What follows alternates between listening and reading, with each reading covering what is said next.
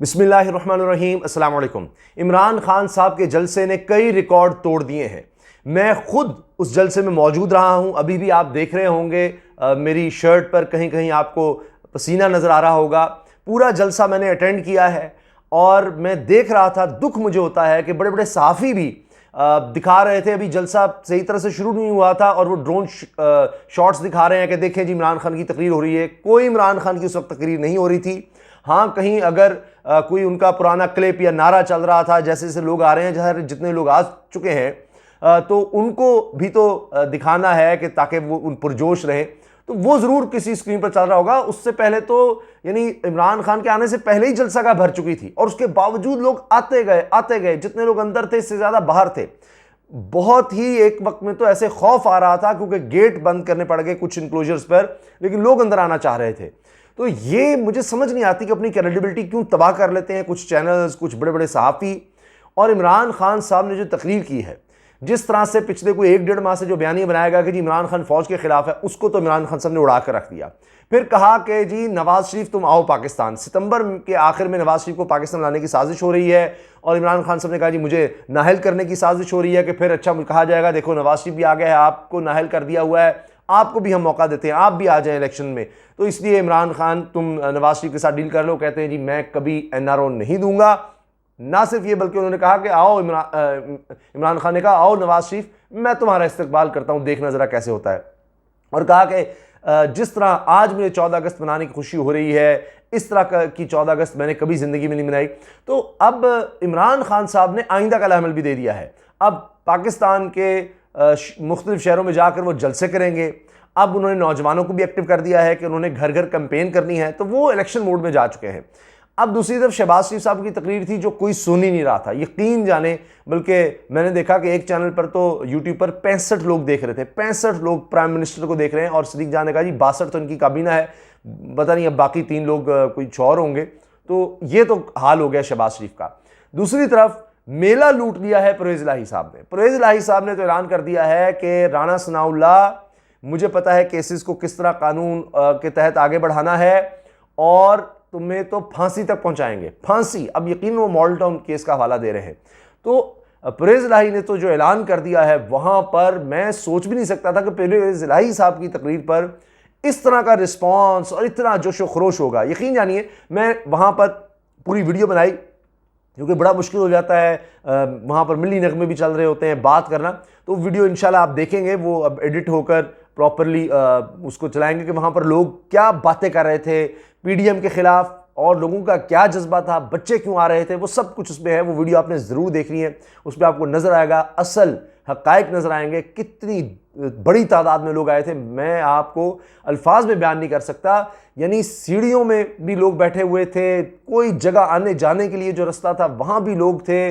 एक वक्त में तो जो मीडिया के लिए सेक्शन था, यानी उसको भी खोलना पड़ गया आम पब्लिक के लिए, इतना ज़्यादा रश था मैं आपको बता नहीं सकता। फिर वहाँ पर जो ग्राउंड में लोग थे उनका दम घुट रहा था, तो वो फिर बाहर जाने लग गए और जितने लोग बाहर जा रहे थे उसी तरह से लोग अंदर आ रहे थे।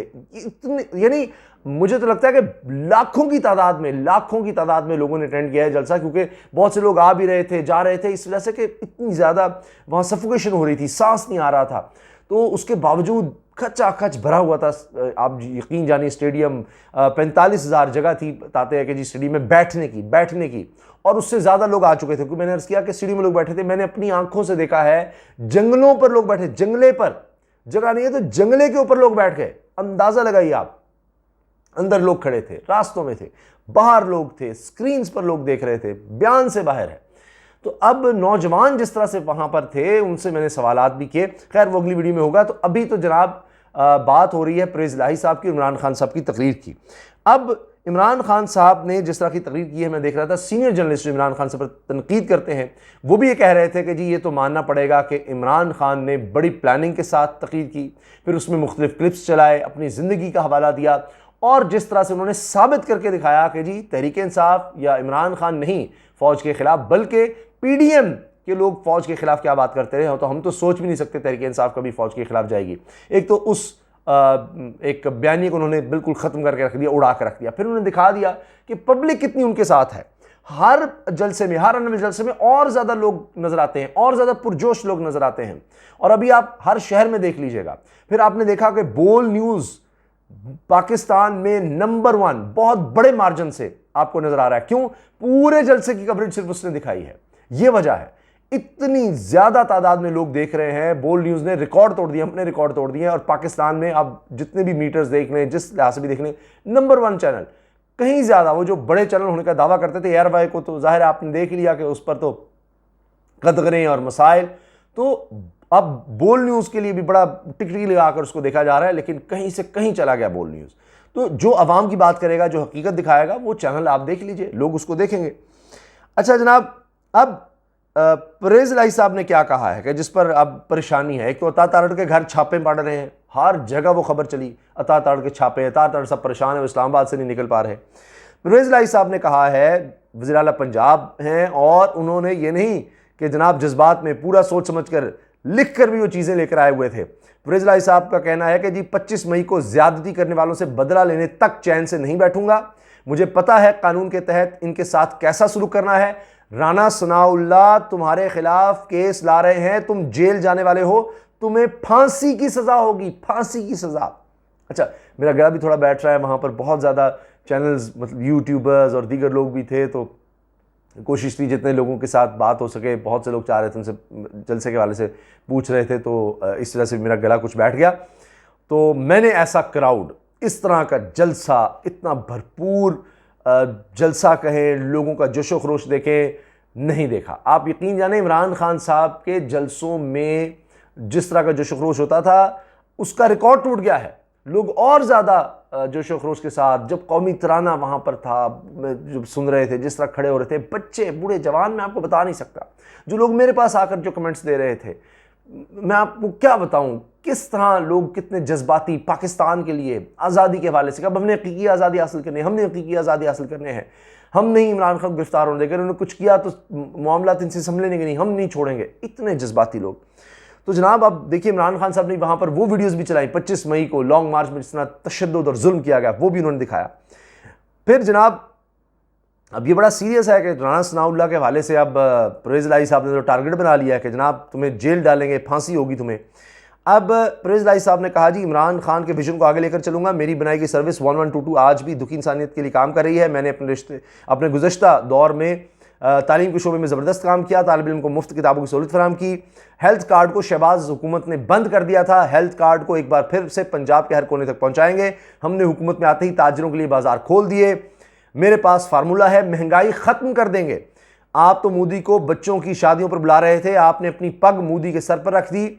शरीफों के लिए बुरी खबर है, यह भी परवेज इलाही साहब ने सुना दीजिए, शरीफों के लिए बुरी खबर है, इमरान खान और फौज के दरमियान बेहतरीन ताल्लुकात हैं। ये जनाब अब आप देख लीजिए। तो अब इसके साथ साथ मैं आपको बता दूं, क्योंकि वीडियो तवील हो जाएगी, इमरान खान साहब ने अपनी तकरीर में क्या बात कही। उन्होंने कहा कि अब ज़रा ये भी हो रहा है कि जी वो कोई फर्म हायर कर लीजिए पीटीआई ने, ये हो गया वो हो गया। इमरान खान साहब ने कहा, जी मैंने कहा है गुलामी किसी की नहीं, दोस्ती सबसे, गुलामी किसी की। अच्छा, उन्होंने फिर वो डोनाल्ड लू, फिर अमेरिका, वो वही बात की। फिर अगर इतना ही वो जनाब गुलामी की तरफ जा रहे हैं, अमेरिका की तरफ जा रहे हैं, तो फिर उन पर तनकीद, फिर वही जिक्र और ये सारा कुछ, ये रजीम चेंज किस तरह हुआ, कौन कौन इसमें शामिल था। तो फिर उन्होंने कहा कि मैं तो हर एक से अच्छे ताल्लुकात रखना चाहता हूँ, इंपोर्टेड हुकूमत के खात्मे तक जिद्दोजहद करेंगे। इमरान खान साहब ने, मैं पीछे नहीं हटूंगा, मैं चाहता हूँ कि जब अल्लाह के हुजूर पेश हूँ तो अल्लाह ताला बस इतना कह दे कि हाँ तुमने कोशिश की कि नबी करीम सल्लल्लाहु अलैहि वसल्लम की उम्मत तक ये पैगाम पहुँचे कि ला इलाहा का मतलब क्या है, तो तुमने वो पैगाम आगे पहुँचाने की कोशिश की, ये बात करते थे तुम। तो ये इमरान खान साहब ने बड़ी जज्बाती बात की। फिर जनाब उन्होंने कहा है कि जी हम कभी पीछे नहीं हटेंगे, कुर्बानियाँ देते रहेंगे जब तक हम हकीकी आज़ादी हासिल नहीं कर सकते, जो कायद आज़म रहमतुल्लाह का ख्वाब था। और फिर इमरान खान साहब ने कहा जी कि सितंबर के आखिर में ये जो डील हो रही है, मैं कभी एनआरओ नहीं दूंगा।